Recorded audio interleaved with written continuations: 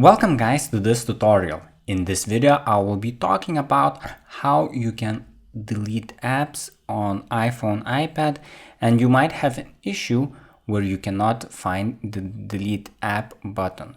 So I will be talking about how to fix this issue in this video.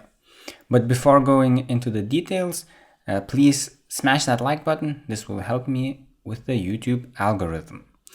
So let me demonstrate this issue.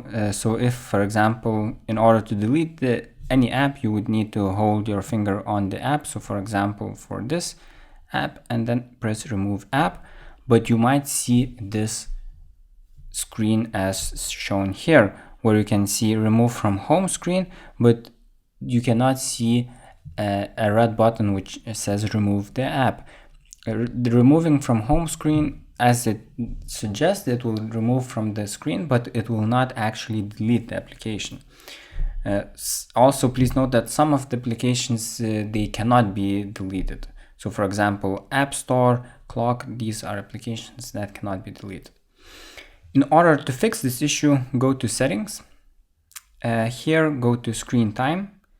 Then you will see at the bottom this red content and privacy restrictions, iTunes and App Store purchases, and then you will be able to see deleting apps option.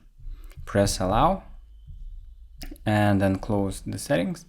And then if we go back to the Apple Store and I press remove app, and you will be able to see that there is an option, delete app option, which will delete the app.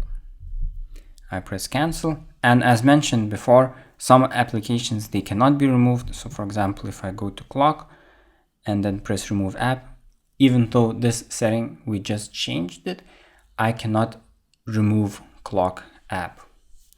So I hope that this tutorial has been useful.